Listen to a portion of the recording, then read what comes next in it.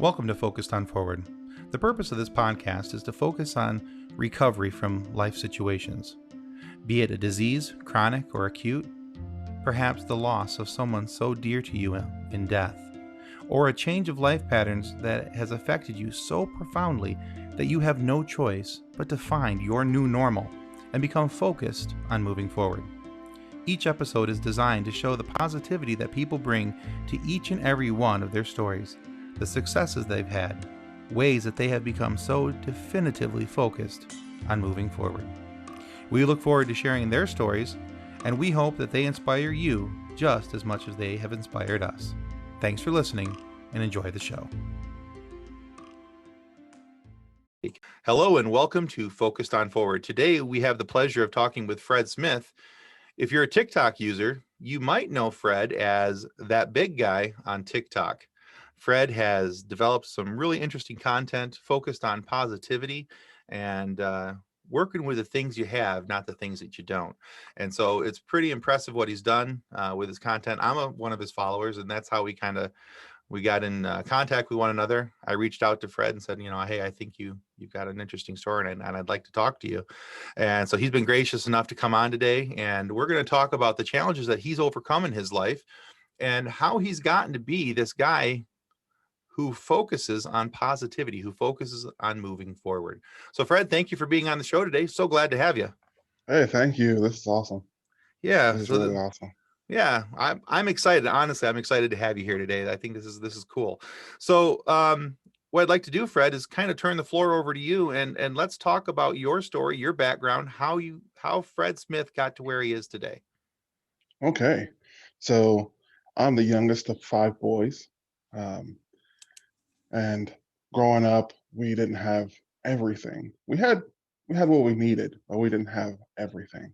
So, I just got used to not having certain things in life and just moving forward. But um, I want to really talk about what it was like being the kid that was always supposed to be an NFL player or a big guy. And supposed to, everyone else's dreams were laid out for you. And it started because I was the biggest kid that everyone knew. And I was even bigger than my older brothers. So, All right, fair enough. yeah, Let's talk about that. yeah, my mom said that I took everything she had left. So I'm the youngest. She gave just everything I have left. You can just Gave have. it all to you. Yes. So and being that size and being athletic and everything else, people always told you, you're going to be in the NFL. You're going to make it. You know that? Look at you. You're going to do that. And it wasn't always what I wanted. I was the kid that just wanted to go out and play and have fun. But it, it it was always there's always something there that happens. There's always that thing that happens that stops you from being what you want. And for me, there was always a struggle. And one of my struggles was that uh, dad wasn't there. So the male role model wasn't there. And so of the influences I got were coming from outside sources, whether it be teachers or coaches and such. And kind of lost track of where I was going. I feel bad now. That's crazy.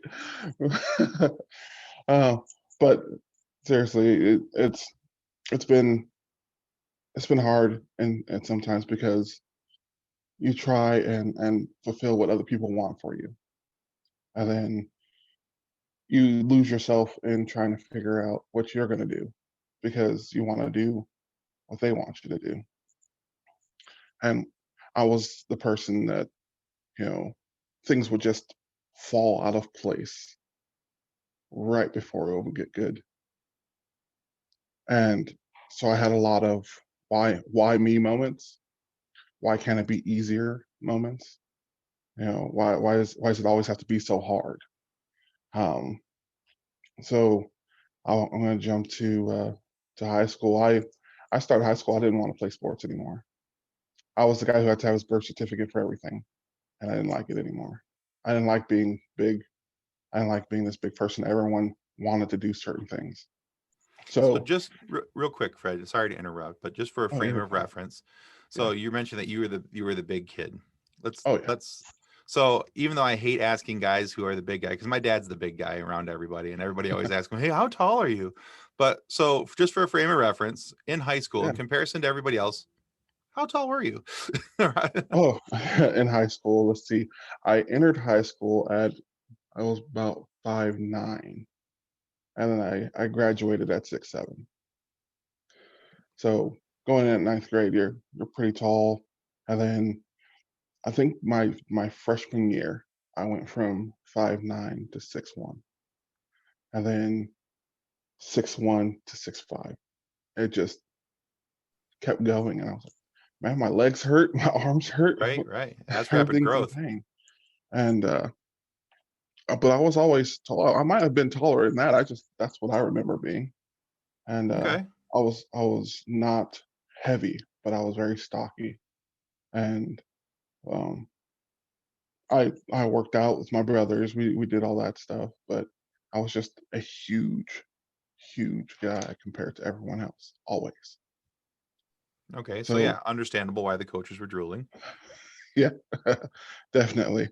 But yeah, going into high school, I was in the band, man. I was having fun in the marching band. I didn't want to play football anymore. I'm over there playing a baritone, hanging Nice. out with the Okay. band. Um, so I had all these people just, everyone's trying to yank you in all these different directions, and because I guess I seemed lost. I didn't know where I wanted to be, but everyone knew that I was going to be some huge athletic superstar. So I finally bought into that. I bought into that, and the moment I did that is where all of our struggles started to compound. My dad came back. He had a vacation with the state for most of my childhood, and so he came back, and so dealing with someone else's personality being in charge other than mom, it's tough. Like, whoa, you weren't even here, bro. Like, why are you yelling right now? So I finally bought in, and then he didn't support a lot of it. He didn't support the financial strains that come with athletic kids. You got t-shirts, you got sales, you got all these things that you're supposed to do, and he didn't. That wasn't his focus. I'm not bagging on the guy. It's just at that time it wasn't his focus. It's the reality. So, yeah. So I uh, I decided to buy into the sports. So okay, we're gonna do this. And I remember, hey, I need cleats. Hey, Dad, I need cleats because it's football. I need these things. And I still remember the phrase, I don't have money for that. So I went to practice in tennis shoes, and I played football in tennis shoes until one of the coaches was like, "Hey, where are your cleats?" And I had to tell this man, "Hey, we don't have it." Right? So it's that ties me into it. There's always someone that's going to reach out, right? There's always someone that's going to say, "Hey," they notice. They notice, like we all notice, that someone else is having a hard time, and that person reached out and said, "Hey, we're going to fix this." So they got me some cleats, and so not having and then receiving, it comes hand in hand, and the fear to ask is always there. So that was one of the first times that I realized that, hey, the people will reach out and take care of you. But that was also one of my struggles was I want to ask for anything. Okay. So yeah, back to the cleats. I didn't we couldn't afford for extracurriculars. So somebody reached out, and they're like, "Hey, if you're gonna play, you're gonna need certain things." So they bought me those cleats, and I wish I still had them, but by the time I was done with them, they weren't very good anymore. I'm pretty I sure was, they were done when you were done with them. yeah, yeah, they were awesome. They were just terrible, right? So um, that was like me thinking back the first time I can remember that people see you struggling, even though they don't say something. Someone always sees it. you know, and it takes the kind-hearted person to reach out and just say something and or do something kind for somebody. And of course, as a young man, I was bitter about that. You can only imagine, you know.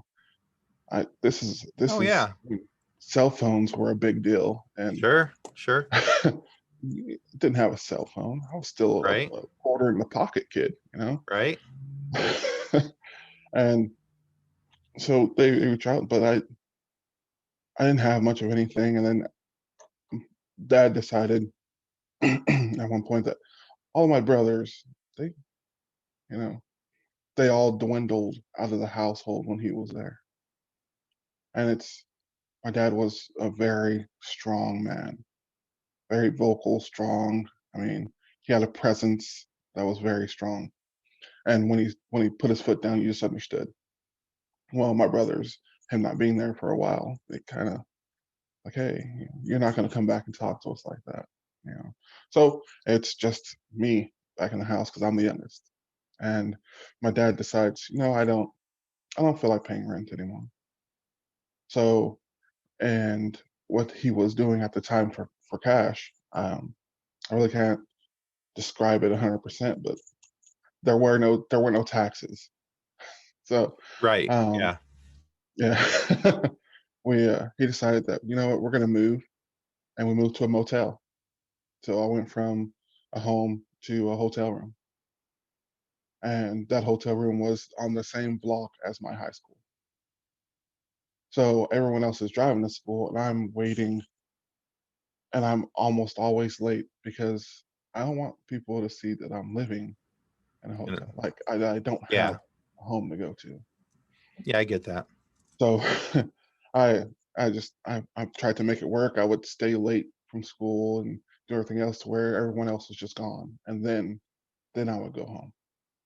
Well, so the coaches caught on, and they they really wanted me to play because I had quit. The first time I ever quit anything, I quit football because I was so ashamed. And even more embarrassing was the coaches showed up at the hotel and knocked and was like, "Hey, where have you been? Oh How'd you man. find me? Yeah. How did you find me?" About how old were you at this point? Oh, I was, what was that, 16, 17? Yeah, that's a hard enough age anyway. Yeah, For yeah. any So young man, any young woman, that's a hard enough age. yeah. So yeah, that was the first time I was homeless or without a true home. Because I had a shelter, but like the home that you picture with your own bedroom and everything. No, I didn't. I lost that one. So everything progresses into I'm playing football. I'm doing well. I'm still in the band. I'm still in the marching band. I'm still in the concert band because music is key. I'm posted many videos on that, but music helps everyone. Um, so it just continues on with people seeing me struggle and reaching out. They see, I've had so many great people pop in randomly and say, "Hey, here you go. Let's keep you on this track," because it would have been so easy for me to be one of the bad guys. Yeah, again, kind of get lost in the shuffle, and Oh yeah. but instead Oh you had all well. these people kind of color your world as they came through. That's awesome. Yeah. Oh yeah. Because my growing up where I grew up, inner city, there's a lot of opportunity to be a bad kid, a whole lot, and my family has a lot of ties to certain groups. I should say that. um, you know, they wear certain colors only. I'll just put it that way. Um, I'm picking up so, what you're laying down. so, but the saving grace is that they're always like, "Well, you're a good kid. You do school. You're in band. You're playing sports. You just stay over there." Okay, we did that. So I start doing well. I start doing better at football, and here comes senior year. And with senior year comes scouting and the opportunity for college and all these great things. And it came time for SAT, ACT testing. Well, where I grew up, uh, you can take the test for free if your parents would show that you are in a medial income. Well, my dad's income at the time was not something he was really wanting to show. So uh, he said no. So, and he didn't want to pay for it either. So, biggest heartbreak comes when you're being scouted by big schools and you have to tell them, hey, I can't take my SATs. And they say, hey, you can't come to our school without SATs on scholarship. Right. It's a mandatory. Yeah. So there went every bit of I'm going to a D1 college for football out the door. Bam, broken, right? And this is crazy because I was so upset. I went and was walking to the park and I saw this man, his name was Bear, and he's throwing the biggest stone I've ever seen because he does the Scottish games. And like, what? And he had this telephone pole. You ever heard of caber toss? Yep. They basically flip a telephone pole, and I was like, "Well, I did shot put Yeah. in high school. That looks cool." So I just walk up, and say, "Hey, what are you doing?" Right? And he explains, and so I got involved with that. I started having fun with that, and after school, it just took my mind off of, "Hey, you're not gonna go play D1 football. Have fun with this." I was the third, no, second son of five to graduate high school that year. And then uh, I put on so much weight. I just got bigger because all I was doing was working out and throwing heavy stuff. Sure. And Yeah. I really appreciate Bear for he took this kid that was just lost and was like, hey, here's something you can do. Here's your size. Your size is great for it. Let's do it. And so my high school quarterback found out that I wasn't going anywhere. So he says, hey, we're all going to this junior college. That's the next person reaching out just randomly is my high school quarterback saying, hey, you don't have to be done. Come with us. We're gonna go to a JUCO. Like I ain't got no money for that. I don't have money for school. He said, well, come talk to the financial advisor and the aides at the school to help you out. So I get there and they talk to me, and in the state of California, they have the Board of Governors waiver, so they can show you how to get college for free and tuition's paid for. Oh, that's cool. But yeah, but I kind of skipped the second time I was homeless, and I'll bounce back to that. Um, it was my senior year in high school, and apparently the intercom at the school stopped working this one day that my mom was trying to tell me, hey, you know, don't come home. And I didn't hear that. So I got home and all of my stuff was out about because my dad got caught being, a male at certain times. So they were nowhere. He didn't want to raise a boy because, he was like, you're almost an adult. Go do adult things. And I was like, I'm still a kid trying to figure everything out. So I stayed with my friend, one of my best friends in high school, Josh. Man, without him, I don't know where I would have been.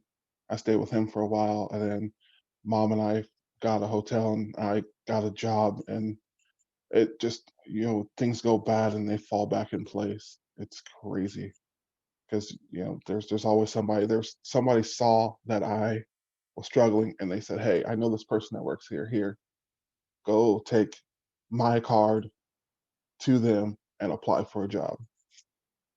And I was able to help mom pay rent in California because yeah, Yeah. it's Yeah. it's not It's cheap. not cheap. Yeah. So and then from there we just started to climb again, and I was doing so well. I went to the college like I was talking about, and I wound up playing there, and I wanted to just highlight freshmen because oh, freshmen, freshmen, because I was slotted. I was one of the top prospects out of San Diego County at the time for alignment, and I was excited about that. And So I'm doing okay. I'm doing well. And I get to my second year at this junior college, and my attitude and excuse me, and me being angry about so many other things start to play in. I was such an aggressive guy. At some point I just became this really aggressive football playing guy. And it cost me. I had an incident where I had a disagreement with our offensive line coach. I said and acted in a way that I can never take back. Can't. And it cost me 2 scholarships. Oh man. Okay. Yeah. So one of those where, hey, you're floating a little too high, bud. Let's bring you back down. Uh, so it costs, and having a coach call you and say, hey, you know, we really can't have a player like you in our program. What? What do you mean, like me? We can't have someone that's uncoachable come to our program. I thought I was doing great, but Sure. Yeah. at times where you let your aggression out, it doesn't work. I'm already a huge guy. At this time, I'm 6'8", 320 pounds, and I'm throwing 400 pounds around like it's nothing. Right. And so it helped me realize that what people see, I can't let my attitude match what people see. I'm You're a right big guy. now. Yeah. I'm 6'9". Intimidating. Yeah. Yeah, and it's just that impression, and people see my face, they see how I look, and oh, you're a big teddy bear, and I try to be. It's Right. hard. Right. Yeah. It been and so in all of these things that pop up, and another person comes in that sees me in the low point, and he was the recruiter for the small school that I wound up graduating from. I thought I was done. I thought no college was going to happen. No, nothing beyond junior college was going to happen. And he came in. I was there to work out. He says, "Hey, I'm from Bethany College in Lindsborg, Kansas." What? You mean the place where Dorothy's from? That's all I knew about Kansas. Fair enough. Twister, and Dorothy. That's all I knew. And I was like, "Hey, if you guys are going to offer, I'm saying yes."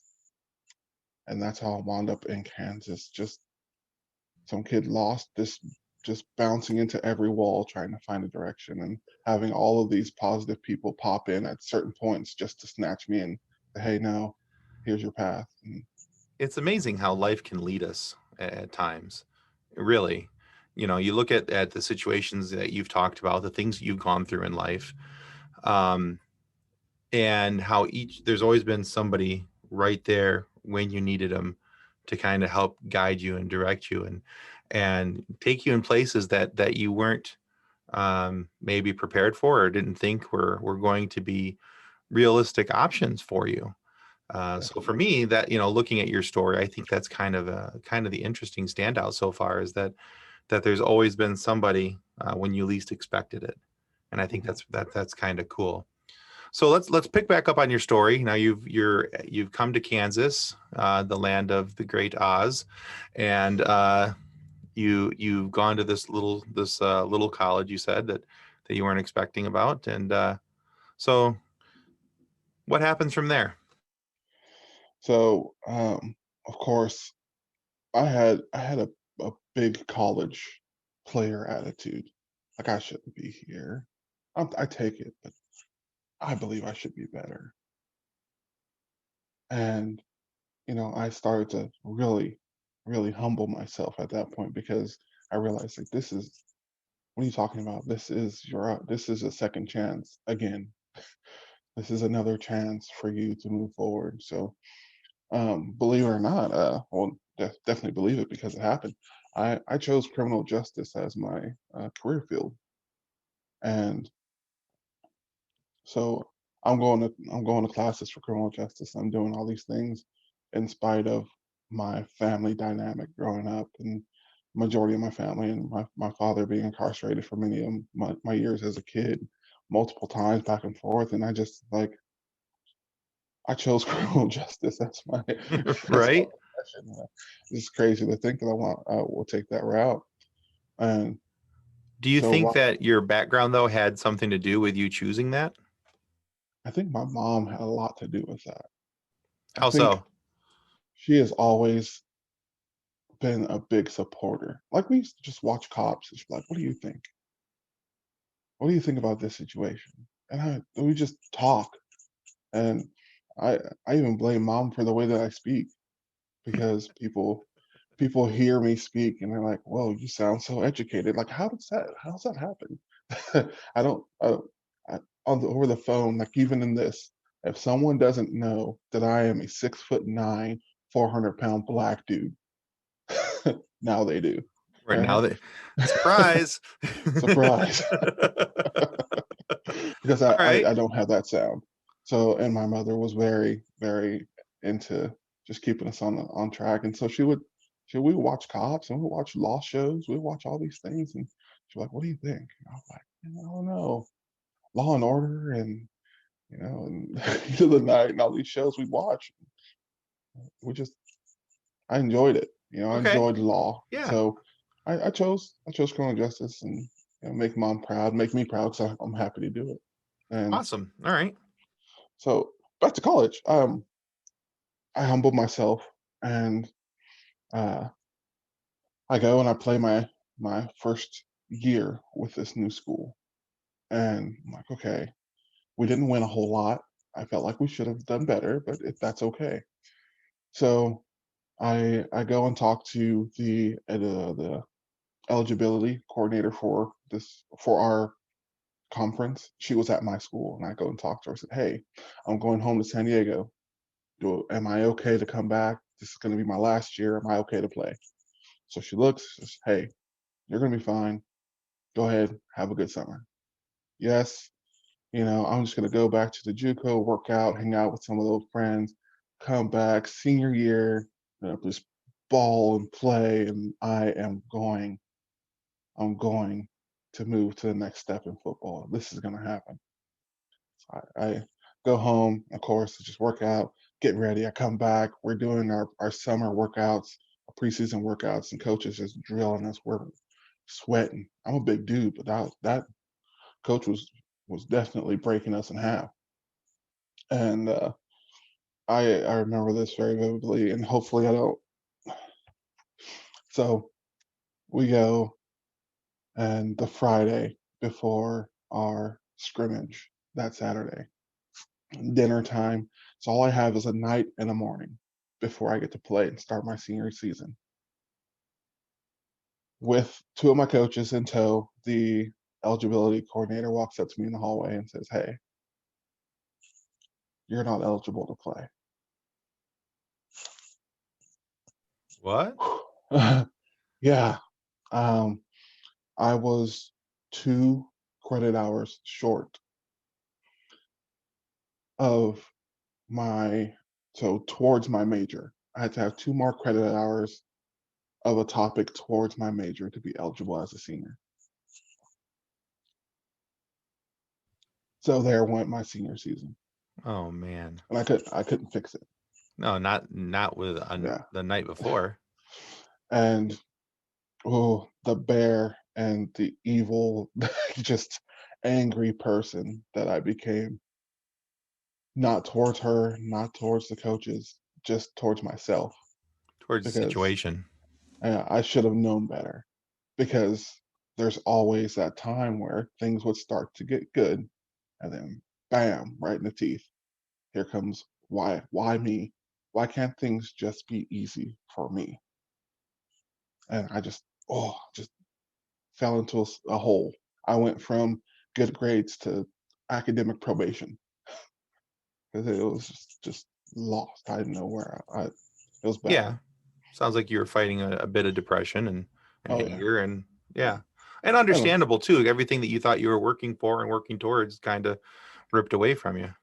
yeah, definitely. So I didn't I was old enough to drink then, and I think we went through, I think, a whole lot of alcohol that year, and I don't think I don't even drink now because it's just that Understood. wasn't a Sure. great time.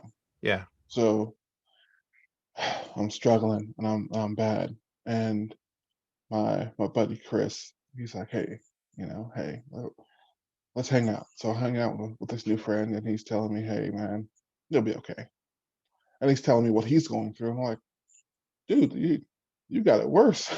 And like, wait, why are you happy? And I start to see again, like, I don't have it as bad as everyone. So this person's reaching out to me, and I should be reaching out to him. That feeling. Yeah. Okay. And so I get I get with him, and we find a way to where he helps me get a job to stay out here instead of going home. Because I was gonna go home for the winter and come back and do all this stuff, but he's like, hey, just stay here. We'll help you get a job. And I started working at a small cafe in McPherson, Kansas called Neighbors. And Miss Shelley was the best. She's Mama Shelley, and she came in, she swooped in, and she was like, "Hey," she's like, "Mama buried me, just yanked me out again," Oh, that's and awesome. I was like just so happy, again. So I go through and I graduate college, the first in my family to get a 4-year degree. Congratulations. Thank you. So after all this junk, I finally find my way into a happy spot, and I find corrections. One of my classmates uh, worked there during her practicum. We had to do 500 and some odd hours of volunteer or paid work at a law firm or a police department or anything in our career field. And then we had to do reports and all this stuff on what we learned.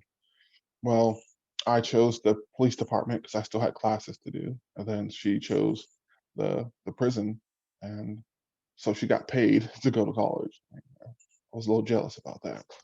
But Right. when we graduated, I'm like, hey, I need a job. Do I want to go back to California? No, I didn't. I didn't. There was nothing promised there. There was nothing promised here either. But there was nothing there. There's family, of course. I once said nothing. My family was there, but as far as work and everything else, I had an apartment here. I had things going. So I started working at the prison, and I've been there almost 11 years, 12 years now, working in corrections. And I left for a year to go be a sheriff's deputy. So I fulfilled that dream of being a copper, uh, which gets me Nice. into this TikTok stuff. And I I met my best friend and wife working at the facility. She's our head negotiator. So I don't win arguments. We just agree. I don't know how that works. Let's just It's called marriage. somehow somehow I'm shaking my head. Yeah, yeah. That I had a great idea there. But, Yeah. um, Yeah. so she swooped in, and I was down. I had a breakup with someone that I should have never been with because she was, people that just they take away your happy, but then you can't let them go because you get used to just not being happy. That was my former relationship. Not no, she's fine. She's not a terrible person. We worked the best, Just together. wasn't the right fit. Yeah. And so I met my wife, and so I went from the low of, oh well, I'm back to not being good enough to have somebody. Everybody after a breakup or after being alone for a long time, you're just stuck in that, this is it. I can live with this. I can be alone for a while, right? We got this. Well then here comes this brand new best friend that says, yeah, you're great. What are you talking about? So um and with her came the best thing ever. Our my stepson, but uh her kid. And so man, he set the hook for me to, being with her is great, but he's definitely is the part that set the hook and got me hooked on everything. And so um, she brought me back out and said, "Hey, I'm happy. Such a such a happy person now." And so he brought up TikTok one day. I'm like, what is that? What is I used to think that the name TikTok was so funny. What is it?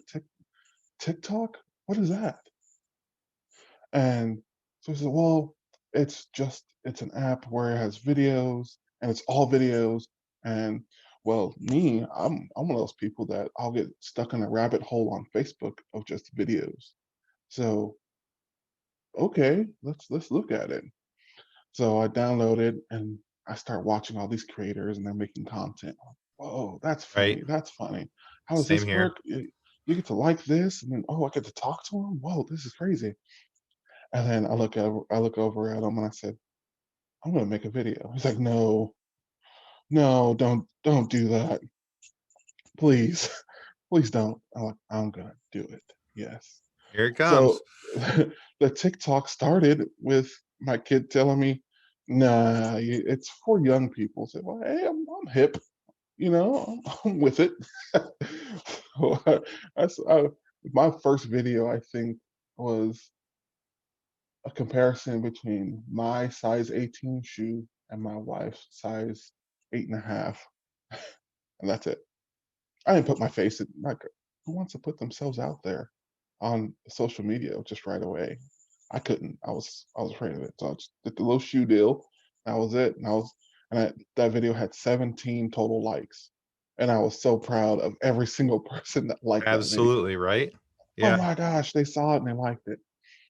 And so I just progressed. I started making videos. You get more comfortable in doing things.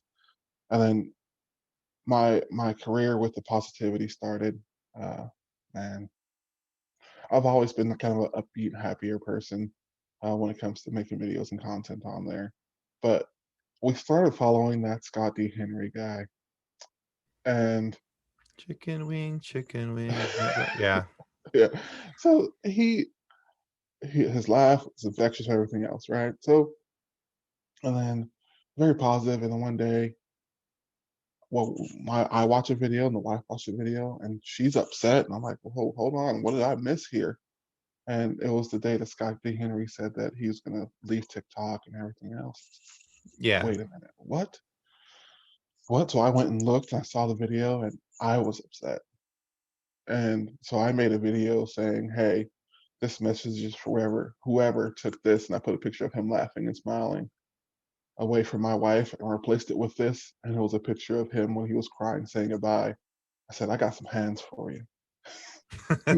So I posted that video, and I was like, this, it's sad that even somebody who is so positive and uplifts so many people gets bullied on here. And I'm like, what?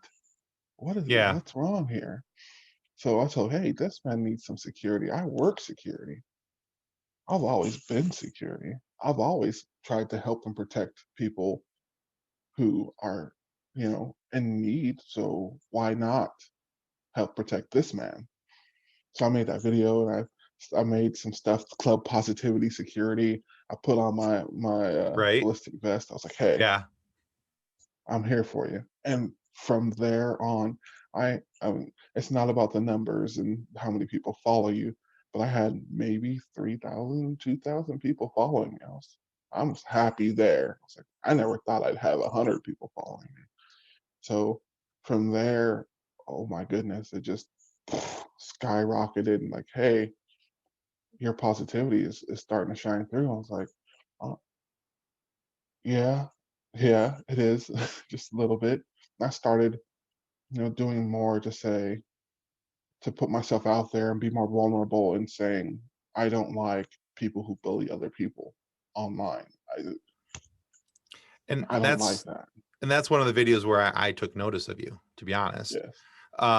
You had a video where a mother, I believe her son was special needs, and he was being Yeah. bullied. Tony. Yeah. Yeah, and I tell you what, between your video that was a response to her post about her son being bullied, and her response to you, thanking you, yeah, I don't know if it's my So allergies or something kicked up, or yeah, and but I watched those things and I went, here's a guy who and a lot of people, they get on TikTok and they act a fool just because it's fun, and they do all these different things because they can. And but there are certain people on there who I think are genuinely the way that they represent themselves on TikTok.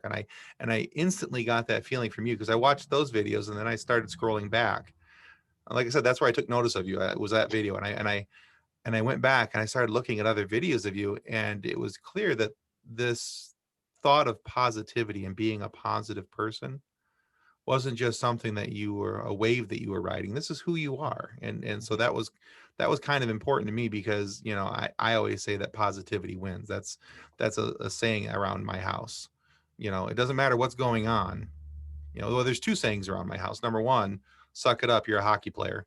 None of us are hockey players, but we all love hockey. And but if you think about hockey players, I mean, there's stories about guys who have broken their legs. They get out and they go out for their next shift because they don't want to let their team down. They're going to just do what they have to do to get the job done. And so suck it up. You're a hockey player. We're going to push forward. We're going to focus on forward. We're going to focus on moving forward and our goal and all these other things. And the other thing is that while we're doing that, we're going to focus on being positive because positivity is what's going to win. And so I saw all of that in you, and that's the reason why I reached out to you, and the reason why I wanted to talk to you. yeah. I'm telling you, it's infectious.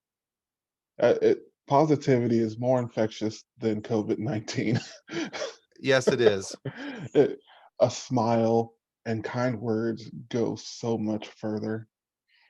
People compliment me on my insecurities, and I don't tell them which insecurities they are, but yeah, I get so many compliments about things that I'm insecure about, and it just it's such an uplifting thing. I try so hard to respond to everyone that comments on my videos.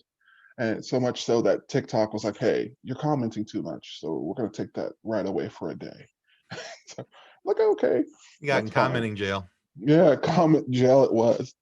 But, and so making more positive content on here, which none of my stuff was truly ever negative, but just being more forceful and sharing love. It's it's a crazy thing.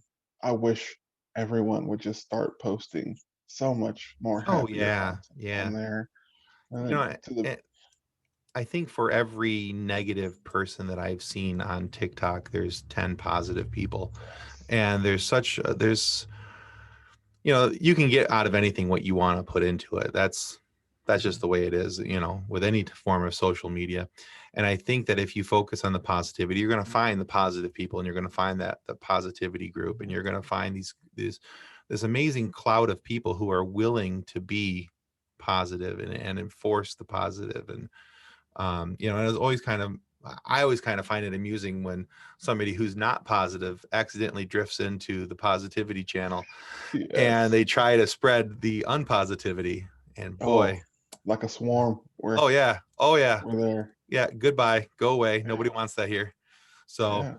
no, Yeah. so yeah, I think it's awesome what you're doing. But let me ask you this, and this is a question I like to ask everybody who comes on. So you've got quite the story of overcoming challenges and learning through different things that have happened in your life and how to focus on moving forward, learning how to be positive no matter what life has thrown at you. So not to minimize your life experiences down to one sentence, Oh. but if you were to look back over everything, what's the shining star of information that you take from your life? Ooh. That's man, one sentence? Okay. Okay, we'll fold. We'll give you two. All right. Definitely accept help when it's offered. Don't be too proud to accept people's love. Um, man, better days are just, you know, around the corner sometimes.